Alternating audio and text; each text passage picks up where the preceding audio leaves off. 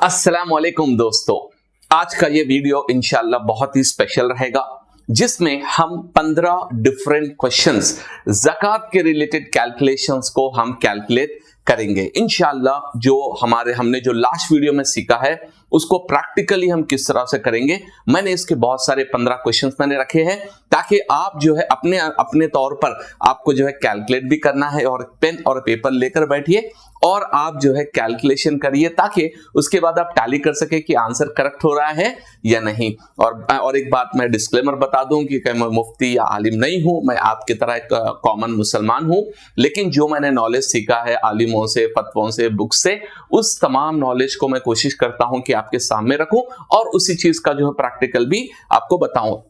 आपको अगर डबल जो है कंफर्म होना है तो जो हम कैलकुलेशन आप जब करेंगे अपने ज़कात का, तो किसी आप करीबी मुफ्ती आलिम साहब से जो है बैठकर आप जो है कैलकुलेशंस का उनसे कंफर्मेशन कर लीजिए, तो इंशाल्लाह आपको इस तरह 100% कंफर्म हो जाएगा। जज़ाकल्लाह भाई वीडियो देखने के लिए। थोड़ा 1-2 सेकंड की जरा मशक्कत करके वहां पे सब्सक्राइब बटन रहता है उस पर क्लिक कर दो ना भाई, गरीब की जो है दुआ भी मिलती है आपको।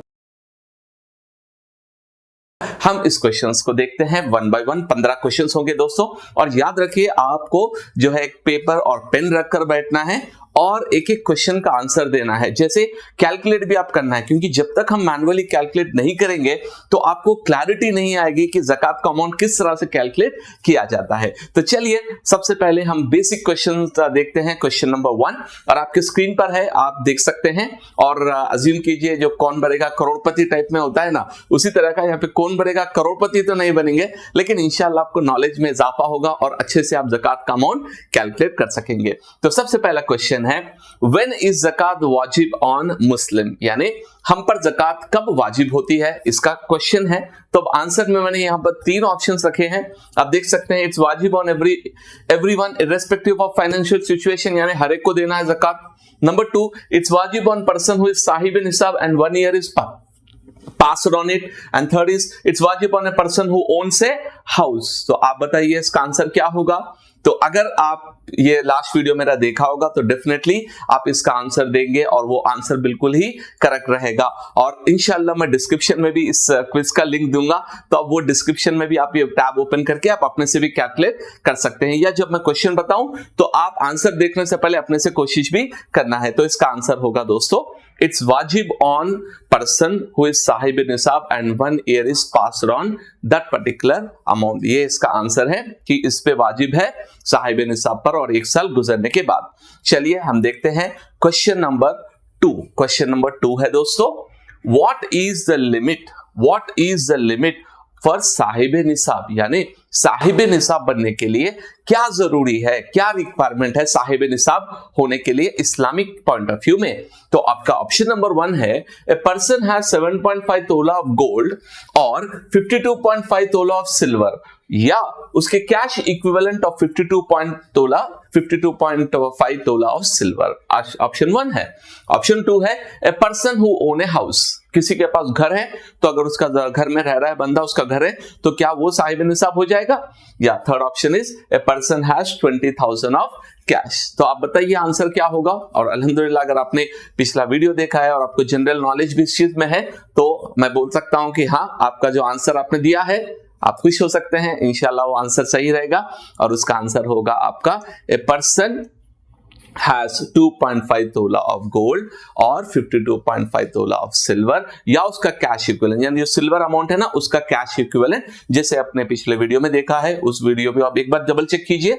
अराउंड 46,000 कुछ चेंज जो है अमाउंट अगर उस बंदे के पास है तो वो साहिब निसाब कहलाएगा। और उस दिन उसको डेट नोट करना है। नोट करने के बाद में 1 साल के बाद, जिस दिन उन्होंने लूनार अपने इस्लामिक कैलेंडर के हिसाब से 1 साल जब गुजरेगा, तो उसके बाद वो चेक करेगा उस टाइम पर कितना अमाउंट उसके पास है और उसके हिसाब से उसको जो है पेमेंट करनी होगी। देखिए दोस्तों, क्वेश्चन नंबर 3 आपके स्क्रीन पर है और क्वेश्चन है, ए वुमेन ओल्ड, यानी कोई इस्लामी बहन, ए women own 3 tola of gold and no silver, उनके पास किसी किस्म का सिल्वर नहीं है, और नो कैश और एनी लिक्विड एसेट्स, यानी फर्ज कीजिए कि एक इस्लामी बहन के पास 3 तोला गोल्ड है और उनके पास किसी किस्म का 1 तोला या 1 माशा भी सिल्वर नहीं है और 1 रुपया भी उनके पास कैश नहीं है और किसी किस्म का अलग एसेट नहीं है, सिर्फ और सिर्फ 3 तोला सोना उनके पास मौजूद है। तो हाउ मच ज़कात शी हैज टू पे। मतलब सब क्वेश्चन समझ में आया। अब आप इसका आंसर देखिए। आंसर नंबर 1 है 2.5% ऑफ 3 तोला, जो भी 3 तोला का अमाउंट हो रहा है उसके 2.5% देना होगा, या शी डजंट हैव टू पे एनी अमाउंट, यानी उनको 0 ज़कात पे करनी है। और ऑप्शन 3 है 2.5% ऑफ 3 तोला gold based on present market value, यानी आज की जो मार्केट वैल्यू है उसके हिसाब से क्या पे करना होगा। तो चलिए इसका आंसर आप कोशिश कीजिए, पहले आप इसका आंसर देने की। इंशाल्लाह मैं आपको पॉज करके, वीडियो पॉज करके आप आंसर की कोशिश कीजिए। अगर आ गया तो बहुत अच्छी बात है। तो इसका आंसर है दोस्तों कि उनको 0 अमाउंट पे करना होगा। शी डजंट हैव टू पे any amount and that is the right answer. उसकी वजह क्या है, क्यों उनको 0 अमाउंट पे करना होगा? उसकी वजह यह है दोस्तों, जब आपके पास सिर्फ और सिर्फ गोल्ड हो तो उसकी मिकदार, जो उसकी लिमिट है वो है 7.5 तोला कंपलसरी। अगर 7.5 तोला से कम हो तो उस टाइम पर आपको जो है उस पर ज़कात लाजिम नहीं होती। हाँ, यहां पर एक बहुत इंपॉर्टेंट पॉइंट है। अगर आपके पास 3 तोले सोना मैंने बताया है, उसके बाद अगर आपके पास 1 रुपया भी अगर पैसा आपके पास है, तो जब आपको क्या करना पड़ेगा, वो 1 रुपया आपको लेना पड़ेगा प्लस आपके 3 तोले की जो मार्केट वैल्यू है वो आपको लेना पड़ेगा। और इन तमाम चीज को देखना होगा कि क्या ये 52.5 जो तोला सिल्वर है उसके निसाब में आ रहा है। हाँ, आ गए तो आपको ये तमाम अमाउंट पर ज़कात देनी होगी। यानी पॉइंट याद रख लीजिए, अगर सिर्फ आपके पास सोना है और कुछ नहीं है, ना पैसे है ना जो है सिल्वर है, किसी किस्म का नहीं है, तो जब उस टाइम पर उलमा फरमाते हैं कि कुरान हदीस की रोशनी में 7.5 तोला का एतबार होगा। अगर सिर्फ आपके पास 3 तोला सोना है तो आप ज़कात उस पर नहीं देंगे, क्योंकि आपके पास कैश भी नहीं है, आपके पास किसी किस्म का सिल्वर वगैरह नहीं है। लेकिन अगर आपके पास है, अगर 1 तोला भी आपके पास कुछ पैर में पहनते हैं ना, या चैन वगैरह पहनते हैं हमारी इस्लामी बहनें, तो अगर वो भी है आपके पास, तो अब आपको कैलकुलेट करना होगा वो 3 तोले का टोटल अमाउंट प्लस आपको सिल्वर का जो अमाउंट है, प्लस आपके पास अगर 1000 रुपए है या 1 रुपया है तो वो 1 रुपया ऐड करेंगे, तो ये जो है साहिब निसाब को पहुंचेगा। क्योंकि आपके पास मल्टीपल एसेट्स होंगे तो जब आपको कैश में कैलकुलेट करना पड़ेगा। तो ये है दोस्तों इस सवाल का पॉइंट। मैं उम्मीद करता हूं आपको समझ में आ गया है कि अगर सिर्फ एक एसेट हो तो उसका जो है मिकदार देखी जाएगी, अगर मल्टीपल एसेट्स हो तो कैश में उसको कन्वर्ट करना पड़ेगा और उसके हिसाब से जो है कैलकुलेट करना पड़ेगा। चलिए हम आगे बढ़ते हैं क्वेश्चन नंबर 4 की तरफ। क्वेश्चन नंबर 4 है, चलो इसको आप गौर से पढ़िए। यहां पर आप क्वेश्चन नंबर 4 स्क्रीन पे देख सकते हैं। ए पर्सन हैज 2 तोला ऑफ गोल्ड। अब ये क्वेश्चन देखिए, 2 तोला ऑफ गोल्ड, उनके पास 2 तोला जो है गोल्ड अवेलेबल है। फिर उनके पास 10 तोला सिल्वर है, ठीक है, ग्रेट। उनके पास फिर 25,000 रुपए कैश अवेलेबल है। 3 एसेट्स है देखिए। अब यहां पर क्वेश्चन है कैलकुलेट द अमाउंट ऑफ ज़कात टू बी पेड। हाँ, यहां पर आपको आसानी के लिए मैं बता रहा हूं कि अज्यूम 1 तोला of gold is 70,000, but actually 1000 उतना नहीं है, बट आपको मैं अज्यूम करने के लिए बता रहा हूं कि आप अज्यूम करना है कि 7 तोला जो है एक tola gold is equal to what 70,000 और 1 तोला सिल्वर जो है ये 895। तो अब हमको कैलकुलेट करना है इस टोटल अमाउंट की ज़कात कितनी होगी। तो अब यहां पर मैं अपने फोन पर कैलकुलेट कर रहा हूं, आप इसको समझने की कोशिश कीजिए। सबसे पहले क्योंकि 3 एसेट्स है, देखिए ये तो 2 तोला है, वो एक्चुअली 7.5 से कम है, लेकिन उनके पास सिल्वर मौजूद है, वो भी 52.5 नहीं है, फिर भी आप उसको कंसिडर करना होगा कैश के एतबार से। तो यहां पर 10 तोले का जो अमाउंट होगा वो हम लेंगे, फिर ऑलरेडी आपके पास 25,000 कैश भी है। तो अब यहां पर ज़कात कैलकुलेशन में कैश का एतबार होगा, इस मिकदार का हमको कैलकुलेट नहीं करना। तो अब यहां पर मैं अपने जो है फोन पे कैलकुलेट कर रहा हूं। यहां पर अगर आप देखेंगे तो हम यहां पर 2 तोला जो है, या कैलकुलेटर लेता हूं दोस्तों मैं यहीं पर। ओके, 2 तोला हमारे पास गोल्ड है, 2 into ईच 1 तोले का हमने अज्यूम किया है 70,000, तो 70,000 इक्वल टू 1,40,000 प्लस यहां पर 10 तोले, एक तोला सिल्वर का 895 है, तो 10 तोले का हुआ 8950 प्लस उसके बाद इनके पास 25,000 कैश है, तो 25,000 कैश, तो टोटल अमाउंट हो गया है 1,73,950। ये टोटल इनके पास एसेट है। और याद रखिए, अगर इस्लामिक कैलेंडर के हिसाब से लास्ट ईयर वो साहिब निसाब हुए थे, तो उस दिन उन्होंने 10 रमजान को कैलकुलेट कर लिया, डेट नोट कर ली, तो आज के 10 रमजान के पास उनके पास ये अमाउंट मौजूद है, तो अब इस पे ये अमाउंट पे ज़कात उनको देनी है। तो यहां पर इनटू आप करना है 2.5, इसको परसेंटेज होता है, यहां पर परसेंटेज पे अप्लाई करके इक्वल टू आप कर देंगे, तो इसका आंसर है 4,348.75।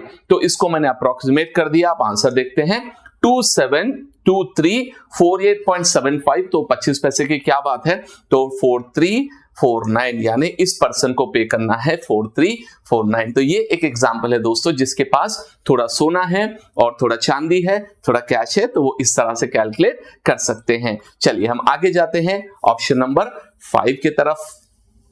अब ऑप्शन नंबर 5 थोड़ा सा आपको ध्यान लगाना है। अगर आपने मेरा वीडियो नहीं देखा तो पहले वो वीडियो देखकर इस वीडियो पे आइए, वो वीडियो आप देखेंगे तो इसके बहुत सारे कैलकुलेशन आसान हो जाएंगे। तो चलिए, यहां पर एक क्वेश्चन है, if a person owns 2 lakh worth of bitcoins, okay, how much ज़कात ही हैज टू पे। आप, मैंने पिछले वीडियो में बताया था कि ज़कात हम इन्वेस्टमेंट पर 3 तरीके से पे कर सकते हैं, टोटल मार्केट वैल्यू पर, और ज़कातेबल एसेट्स पर, और 25% मेथड। मैंने 3 चीजें बताई थी। तो अब इसमें किस पे पे करना है आपको, किस ऑप्शन को पे करना है, आप कोशिश कीजिए, इसका आंसर दीजिए इंशाल्लाह। उसके बाद मैं आपको बताता हूं कि इसका राइट आंसर क्या होगा। चलिए, अगर आपका आंसर आ गया है तो बहुत ही उम्दा, बहुत ही अच्छी बात है। चलिए, इसका आंसर जो है वो होगा एक्चुअली उस पर्सन को 5,000 रुपए, यानी option A is the correct answer, 5,000 रुपए पे करने पड़ेंगे।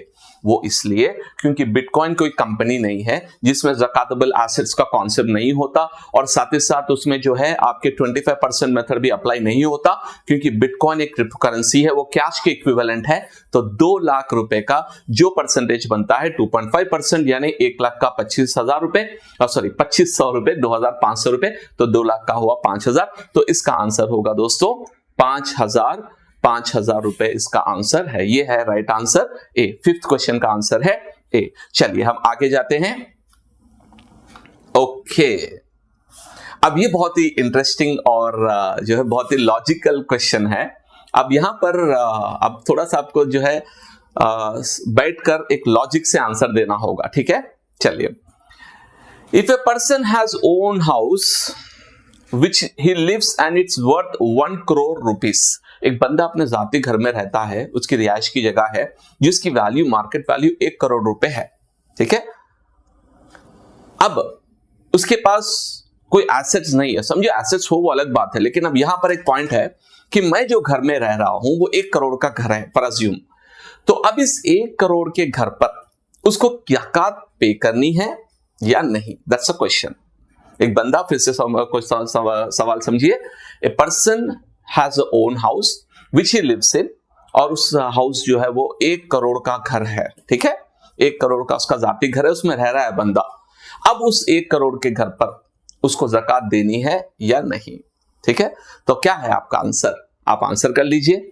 तो यहां पर उसका आंसर होगा नो, उसको ज़कात नहीं देनी है उस 1 करोड़ के घर या 10 करोड़ के घर पर। क्यों? क्योंकि जो घर में आप रहते हैं वो आपकी इस्तेमाल की जो है चीज होती है, जो आपकी जो है जरूरियात में शामिल होती है, तो उस पर आपको ज़कात नहीं देनी होती है। क्यों? क्योंकि जो रिहाइश की जगह है उस पर ज़कात एप्लीकेबल नहीं होती। चलिए, हम, उम्मीद है आपको मजा भी आ रहा है कैलकुलेशन में, और अगर आप अच्छा कर रहे हैं तो खुश हो जाइए, अल्हम्दुलिल्लाह कहिए। अगर आपका सवाल गलत आया है तो जो ना फिर अल्हम्दुलिल्लाह सुभानअल्लाह कहिए, ताकि इंशाल्लाह जो आगे फ्यूचर में आपका जो आंसर अच्छा हो जाए। चलिए, इसके बाद एक बहुत ही इंटरेस्टिंग क्वेश्चन है, ए person has purchase a plot for ₹40 lakhs, okay. एक बंदे ने 40 लाख का प्लॉट खरीदा है with the intention of selling it in the future, यानी उसका इंटेंशन ये है दोस्तों कि फ्यूचर में प्राइस बढ़ेगा तो मैं इसको सेल कर दूंगा। भाई 40 लाख रुपए मैंने इन्वेस्ट किए, अगर फ्यूचर में रेट बढ़ते मैं बेच दूंगा, ठीक है। प्राइस विल इंक्रीज, शैल आई पे द ज़कात, क्या उसको पे करना है, और करना है तो कितना करना है। फिर से मैं आपको हिंदी में सवाल समझा दूं। एक बंदे ने 10-40 लाख रुपए लगाकर एक प्लॉट खरीदा या घर खरीदा, जो भी उसका इंटेंशन, उसकी नीयत ये थी। नीयत दिल के इरादा का नाम है। जब आप खरीदते हैं आपके दिल में नीयत होती है, वो अल्लाह बेहतर जानता है, आप जानते हैं वो नीयत क्या थी। तो वो जो नीयत आपने रखी थी, वो नीयत ये थी कि मैं इंशाल्लाह जब प्राइस बढ़ेगा तो बेच दूंगा। तो अब क्या उस पर ज़कात होगी, उस अमाउंट पर ज़कात होगी, उस फ्लैट के अमाउंट पर ज़कात होगी या नहीं? अगर होगी तो कितनी होगी? तो इसका answer option 1 is no, he don't have to pay a zakat. Option 2, yes, he has to pay a zakat of 2.5% zakat as per present market value of the flat. बंदे ने 40 लाख में खरीदा है, ठीक है, नो प्रॉब्लम। लेकिन आज 1 साल के बाद में अज्यूम कीजिए उसने 1 साल पहले उसको लिया था, पिछले जो अपना जो इस्लामिक लूनर ईयर होता है ना, तो उनके ज़कात के डेट के दिन, उसके बाद बीच में उन्होंने लिया था, तो उसने 40 लाख रुपए लगाए। तो आज अज्यूम कीजिए कि उसका वैल्यू 40 लाख ही है, समझिए 40 लाख ही है, तो क्या वो पे करेंगे या नहीं? तो आंसर है yes, he has to pay the zakat। वो इसलिए दोस्तों कि जब भी हम कोई प्रॉपर्टी या घर, कोई बिजनेस का जो हम प्लॉट्स वगैरह खरीदते हैं, अगर आपकी नीयत और इंटेंशन ये है कि आप उसको बेचेंगे, आपका बिजनेस का इंटेंशन है, तो उसको माल तिजारत में लिया जाता है और उसका टोटल अमाउंट पर 2.5% आपको ज़कात पे करनी होती है। ये था हमारा क्वेश्चन नंबर 7। चलिए आए हम क्वेश्चन नंबर 8 की तरफ। उसी से मिलता जुलता है, थोड़ा हमने इसमें चेंज किया है। A person has purchased a plot for rupees 40 lakhs with no intention of selling or thinking it will be helpful for my children in future. How much zakat he has to pay? चलिए हिंदी में हम देखते हैं। एक बंदे ने 40 लाख का plot खरीदा और उस खरीदते वक्त में उसका कोई नियत नहीं थी कि मैं इसको बेचूंगा, ठीक है, वो नियत नहीं थी। और साथ ही साथ उसका जो है इंटरनली ये सोच रहा था बंदा कि भाई कल के दिन मेरे बच्चे बड़े होंगे तो उनको काम आ जाएगा, या इंशाल्लाह हम ही जो है हमारे यहाँ पे घर बना के हम खुद ही रहेंगे। इस तरह का बंदे का इंटेंशन था। उसका इंटेंशन ये ना था कि बढ़ गया तो मैं बेच दूंगा, ये इंटेंशन नहीं था, ये दिल का इरादा था उसका, तो ये इंटेंशन नहीं था, बल्कि उसके बच्चों के लिए उसने लिया था, या उसने इंटेंशन ये रखा कि मैं इंशाल्लाह फ्यूचर में यहां पर रहूंगा। तो अब क्वेश्चन ये है कि कितना उसको ज़कात पे करना पड़ेगा। आंसर नंबर 1, यस, ज़कात of 2.5% has to be paid on the total amount. Option number 2, no, ज़कात has not to be paid on this plot. आप बताइए आप आंसर क्या समझते हैं इसका आंसर? चलिए, अब हो सकता है आपने आंसर दे दिया, और याद रखिए जो भी आप क्वेश्चन लिख रहे हैं, अब एक पेपर पे क्वेश्चन भी लिखिए और आपका आंसर लिखिए। अगर टिक हो तो 1, नहीं अगर गलत हो तो 0, ताकि हम लास्ट में 15 क्वेश्चंस के आंसर्स का कैलकुलेट भी करेंगे, भाई कितना परसेंटेज आया है, हमें कितना हमने नॉलेज गेन किया है, ठीक है।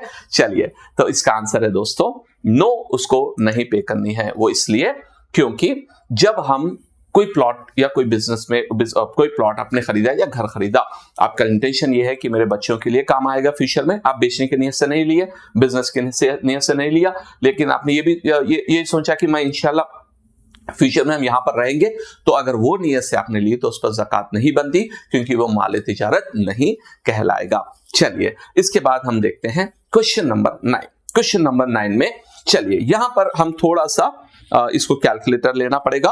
चलिए, इंशाल्लाह मैं कैलकुलेटर लेके ही करता हूं। चलिए, ए पर्सन हैज 1 तोला ऑफ गोल्ड। एक बंदे के पास 1 तोला गोल्ड है, ठीक है। चलिए, और एक बंदे के पास 2 लाख रुपए कैश भी है। 1 तोला गोल्ड है और 2 लाख रुपए कैश हाथ में है, पैसा है बैंक में या कहीं पर भी 2 लाख रुपए, और साथ ही साथ along with it he has given कर्ज of rupees 2 lakh to others which he will receive in future। यानी भाई साहब ने कर्ज हसन दिया लोगों को, जो है 2 लाख रुपए अपने दोस्त या अहबाब वगैरह को उन्होंने खर्च भी दिया है 2 लाख रुपए।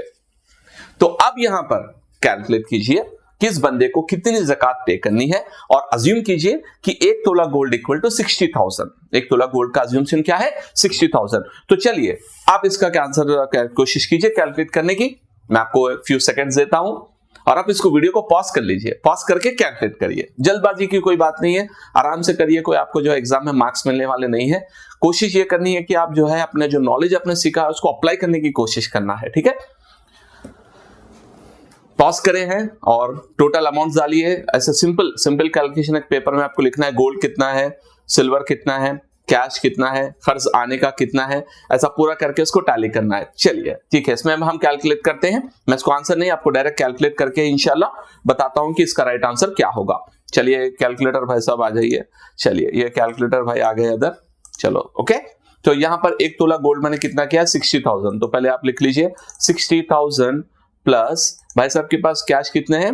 2 लाख रुपए कैश है भाई साहब के पास, तो 2 लाख रुपए प्लस, और भाई साहब के पास कितना खर्च आना है इनको, 2 लाख रुपए देने का है, ठीक है, 2 लाख रुपए देने का है। तो टोटल भाई साहब के पास है 4,60,000। और ये निसाब है या नहीं है? हाँ बिल्कुल है। एक साल गुजर, जब लास्ट रमजान में आपने कैलकुलेट किया था, आप साहिब निसाब थे, तो अब आप साहिब निसाब में ही है और आपका अमाउंट है 4,60,000। तो इस पूरा अमाउंट का आपको पे करना है, ठीक है। सो into 2.5% which is equal to 11,500। तो ये आंसर है इसका बी। उम्मीद है आपको ये आंसर आ गया है, अगर नहीं आया तो समझ जाइए कैलकुलेशन हमने किस तरह से किया है। चलिए क्वेश्चन नंबर 10 की तरफ बढ़ते हैं, और ये क्वेश्चन नंबर 10 थोड़ा सा लंबा है।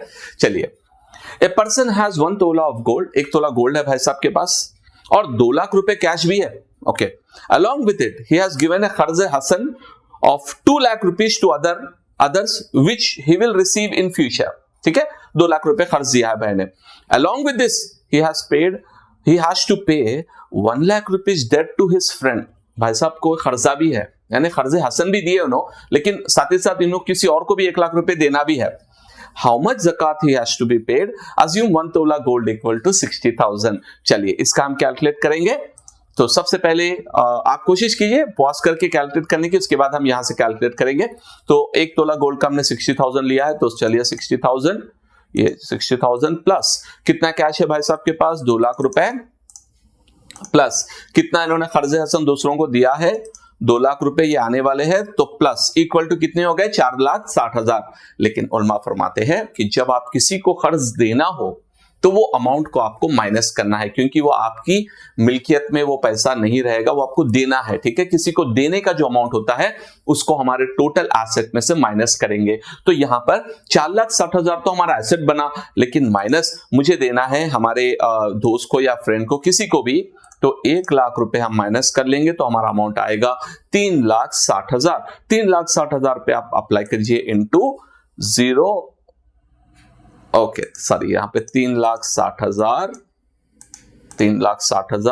इंटू 2.5%, ओके, 0.025 होता है वो, ठीक है, इक्वल टू करेंगे तो आपका अमाउंट होगा दोस्तों 9,000 रुपए। तो इसमें देखिए पिछले और इसमें थोड़ा सा क्या डिफरेंस है, पिछले और इसमें ये डिफरेंस है, क्वेश्चन नंबर 9 और 10 में ये डिफरेंस है। पिछले उसमें मैंने 1,000 रुपए 1 लाख देने का मैंने नहीं रखा, ये क्वेश्चन में मैंने वो रखा, तो आंसर उसका हो गया 9,000 रुपए। तो आपको 1 लाख की जो ज़कात देनी नहीं है, क्योंकि वो आपको किसी और को वापस पैसे देने हैं। तो ये है आंसर हमारा क्वेश्चन नंबर 10 का। 10 क्वेश्चन हो गए हैं दोस्तों देखते देखते, और उम्मीद है आपको नॉलेज भी आपको समझ में आ रहा है, कॉन्सेप्ट भी समझ में आ रहा है। ये थोड़ा सा लंबा क्वेश्चन है, और याद रखिए ये क्वेश्चन को थोड़ा सा जहन में रखकर आपको अच्छे से लिखकर, बहुत लंबा क्वेश्चन है। A person is a shop owner and he has 3 lakh rupees of cash, यानी एक दुकानदार भाई साहब है, उनके पास 3 लाख रुपए कैश नगद है, फिर उनके पास 5 तोले सोना है, ठीक है, फिर उनके पास जो है दुकान में, शॉप में उनके पास जो गुड्स रहते हैं ना, इन्वेंट्री कहते हैं, वो है 5 लाख रुपए की इन्वेंट्री जो बेचने के लिए रेडी है, वो 5 लाख रुपए है। इसके बाद also he has receive money from another shop owner of 1 lakh rupees, यानी किसी और शॉप ओनर को इनको जो है कर्ज बाकी है, वो 1 लाख रुपए देना है। फिर इसके बाद इनको जो है he has to give 2 lakh rupees to a wholesaler from where he has got the goods, यानी ये बंदे को 2 लाख रुपए किसी और होलसेलर को देने हैं, इनको आने हैं 1 लाख रुपए और देने हैं 2 लाख रुपए किसी और को। उसके बाद he also invested in 10 lakh rupees in a plot with intention of selling in future when price will increase, okay। Assume 1 तोला गोल्ड का है 60,000। अब इस तमाम का ज़कात का अमाउंट आप कैलकुलेट करना है। ऑप्शन है 35,000, 40,000, 50,000।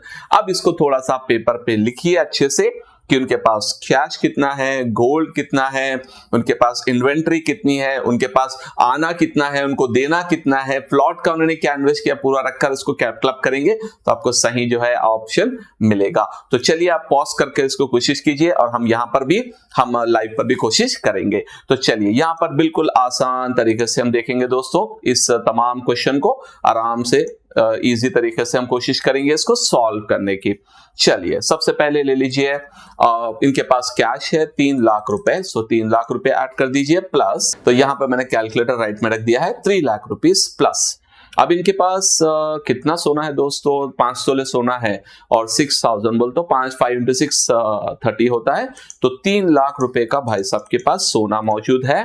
तो 3 लाख रुपए का सोना हो गया, ये टोटल 6 लाख। और इनके शॉप में है टोटल इन्वेंट्री 5 लाख रुपए की, सो 5 लाख रुपए का अमाउंट माले तिजारत होता है, तो हो गया 11 लाख। फिर उसके बाद इनको जो है एक पर्सन के पास से 1 लाख रुपए आने के हैं, तो वो भी हम ऐड कर लेंगे, तो हो गया टोटल 12 लाख रुपए। और इंपॉर्टेंट चीज है यहां पर इनको देने हैं 2 लाख रुपए किसी को, तो उसको माइनस कर लेंगे, 2 लाख रुपीस देने हैं तो माइनस कर दीजिए, तो हो गया 10 लाख रुपए टोटल। प्लस और यहां पर देख लीजिए कि इन्होंने 10 लाख रुपए प्लॉट में इन्वेस्ट किया था, 10 लाख रुपए इन्होंने प्लॉट में इन्वेस्ट किया था और नियत क्या थी कि बिजनेस करें, बिजनेस के तौर पर बढ़ेगा तो बेचूंगा। तो अब अज्यूम कीजिए वो आज भी उसका रेट जो है 10 लाख रुपए ही है, तो प्लस 10 लाख रुपीस, ठीक है।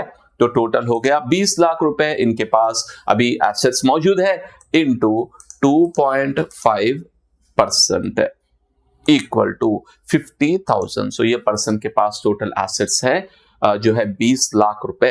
तो इनको जो है टोटल पे करना है, अपना जो टोटल अमाउंट पे करना है वो है 50,000 रुपए। तो इसका आंसर होगा दोस्तों answer number C, which is 50,000। उम्मीद है ये आपको जो है ये कैलकुलेट आपने अच्छे से किया है।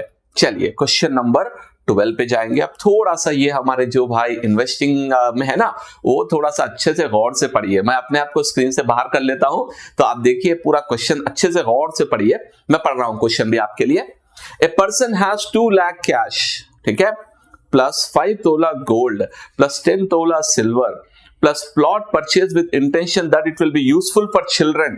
याद रखिए, इंटेंशन याद रखिए, plot purchase with intention that it will be useful for children, उसकी वैल्यू है 10 लाख रुपए।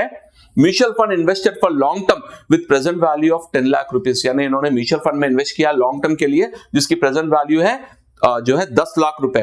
प्लस इनके पास 50,000 रुपए ट्रेडिंग अकाउंट में, जीरोधा वगैरह के ट्रेडिंग अकाउंट में 50,000 रुपए रखे हुए हैं। फिर उसके बाद plus 1 lakh rupees invested in stocks with the goal of short term profit, swing trading वगैरह शॉर्ट टर्म के लिए इन्होंने 1 लाख रुपए इन्वेस्ट करके रखे हैं। फिर उसके बाद इनके पास जो है 50,000 बिटकॉइंस में भी इन्वेस्ट किया है इन्होंने। फिर उसके बाद ही has given his friends rupees 2 lakh rupees कर्ज, यानी एक दोस्त के पास से 2 लाख रुपए आने हैं, which we will receive soon, ठीक है। Then he also has given 1 lakh रुपए, okay, he also has taken, ये given नहीं है दोस्तों, ये taken है। He also have okay, he also have to give, okay, he also have to give 1 lakh rupees to his uncle as debt। अब इनका जो है ज़कात का कैलकुलेशन करना है।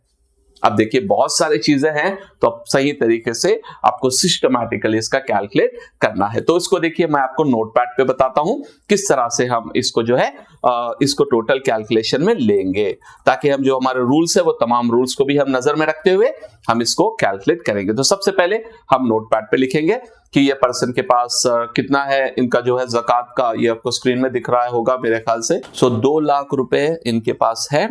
चलिए ये कैश है, अब इसमें लिखना है कैश 2 लाख रुपीस लिखना है इनको, कैश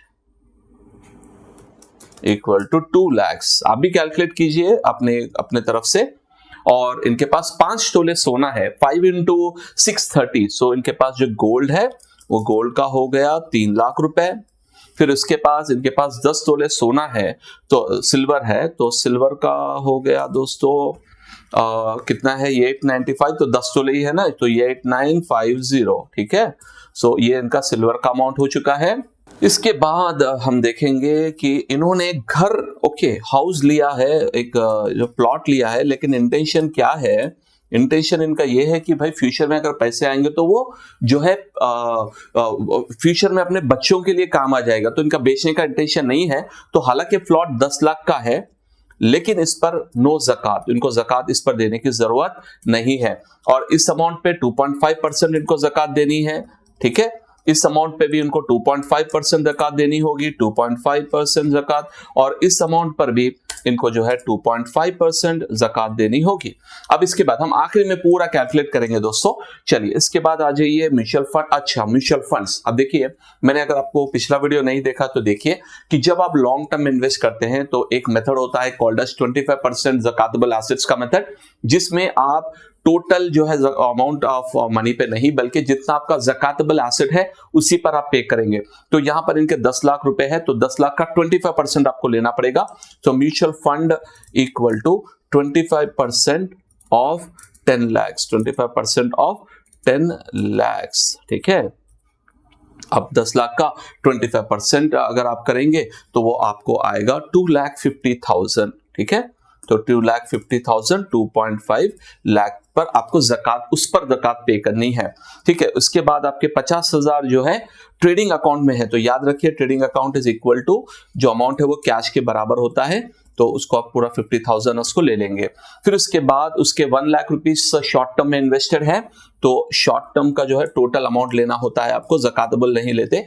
तो टोटल आपको 1 लाख रुपीज यहाँ पे लिख दीजिए जिसका आपको पे करना है। उसके बाद आपके जो है बिटकॉइन में आपने 50,000 इन्वेस्ट किया है, तो बिटकॉइन का भी टोटल आपको पूरा ज़कात पे करना होगा। सो आपका ले लीजिए यहाँ पे, ये आ गया है 50,000 बिटकॉइन का।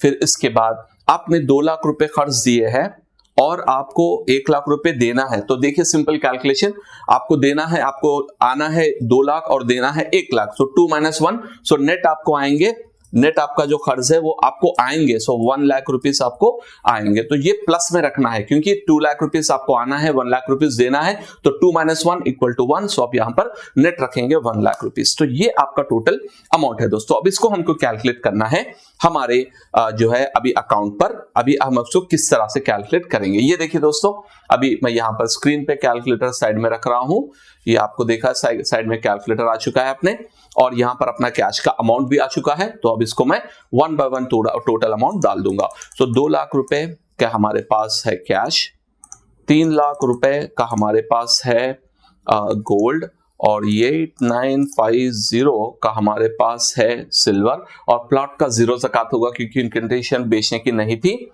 प्लस अच्छा म्यूचुअल फंड का 10 लाख का है ना, 25% हम लेंगे, तो 2,50,000 आप लेंगे, प्लस आपके जो है ट्रेडिंग अकाउंट में 50,000 है, तो आपको टोटल 50,000 लेने होंगे, प्लस आपके शॉर्ट टर्म में 1 लाख है, तो उसको टोटल अमाउंट आपको लेना होगा 1 लाख रुपीस प्लस, और आपके बिटकॉइन का 50,000 है, तो वो 50,000 टोटल लेना होगा प्लस, और आपका नेट आपको जो आना है वो 1 लाख रुपए है, तो प्लस 1 लाख रुपीस। तो ये हो गया दोस्तों टोटल 10,58,950, ठीक है। तो इसको आप मल्टीप्लाई करेंगे 2.5% से, तो इसका अमाउंट आ रहा है 26,473.75, 26,473.75। तो इस तरह से इसका कैलकुलेट किया गया है। क्वेश्चन नंबर 13 है, person was a businessman with amount of 20 lakhs of zakatable asset in last Ramzan, 10th of last Ramzan. Assume due to some business losses he lost all the assets. Today when he calculate the amount on the day of zakat calculation he only has 20,000 in account. How much zakat he has to pay? मैंने भाई साहब का जो है last year 20 lakh रुपए भाई साहब ने ज़कातेबल एसेट्स के हिसाब से पे किया था। पिछले साल 20 लाख रुपए मतलब अराउंड 50,000 रुपए ज़कात माशाल्लाह इन्होंने पे की थी, लेकिन इस साल इनको जो है नुकसान हुआ और इनके एसेट्स पूरे जो है चले गए, जिसकी वजह से इस साल इन्होंने 10 रमजान को जो सेम डेट के दिन बैठा तो इनके पास अमाउंट आया है 20,000 रुपए इनके अकाउंट में अवेलेबल है। तो क्या ये ज़कात पे करना है, और करना है तो कितनी पे करना है? तो इसका ऑप्शन है ही इज नॉट साहिब निसाब, सो डोंट पे एनी ज़कात this year. He has to pay 2.5 zakat on rupees 20,000, जो 20,000 है उस पर 2.5% पे करनी है, या he has to pay zakat on rupees 20 lakhs। So भाई इसका आंसर है बिल्कुल straightforward, he is not a साहिब निसाब। साहिब निसाब होने के लिए अगर आपके पास कैश ही है तो उसका मिनिमम 46,000 प्लस जो सिल्वर का 52.5 तोले का जो रेट है वो होना जरूरी है। तो भाई साहब के पास वो नहीं है, तो ये बंदा जो है बेचारा साहिब निसाब अभी नहीं रहा, तो इसको ज़कात देने का जो है कॉन्सेप्ट नहीं होगा इस साल।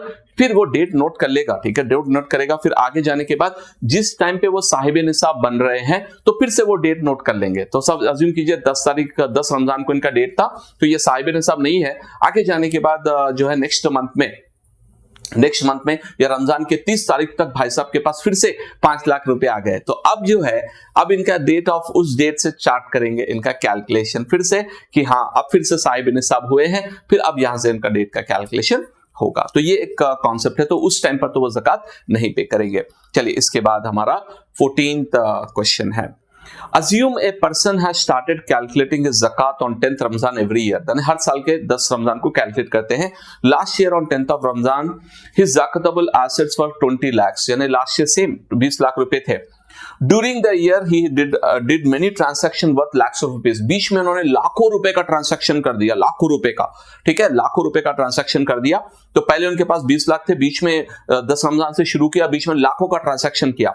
He lost 10 lakh rupees in Shaban due to some problem. Ramzan से पहले शाबान होता है ना, तो उन्होंने शाबान में 10 लाख रुपए लॉस कर लिए, ठीक है. पहले 20 लाख रुपए थे, अब ये ट्रांसैक्शन वो कर रहे उनका 10 लाख रुपए लॉस हो गए. Then on 8th of Ramzan, यानी 10 तारीख इनका डेट है, वो याद रखिए, और 8 तारीख के दिन इनके पास 20 लाख रुपए इनके पास बिजनेस में आ चुके हैं. 20 लाख का ट्रांसैक्शन हुआ है और इनके पास अमाउंट आ चुका है 20 लाख इनकी मिल्कियत में. Now on the 10th of Ramzan this year, 10 तारीख के दिन, ओके, इनको जो है बैठकर जब देखें तो इनके पास टोटल एसेट्स है 30 लाख रुपए, ठीक है. हाउ मच ज़कात he has to pay for this year. यानी आप कोशिश समझिए, कोशिश कीजिए कि लास्ट ईयर 20 लाख रुपए से शुरू किया था, बीच में कई लाखों इधर उधर हुए, वो फर्क नहीं पड़ेगा. फिर उसके बाद आगे जाने के बाद जो है इनके 10 लाख रुपए इन्होंने शाबान में लॉस कर लिए, ठीक है. तो 20 लाख से minus 10 lakh, 20 lakh minus 10 equal to 10 lakh बचे.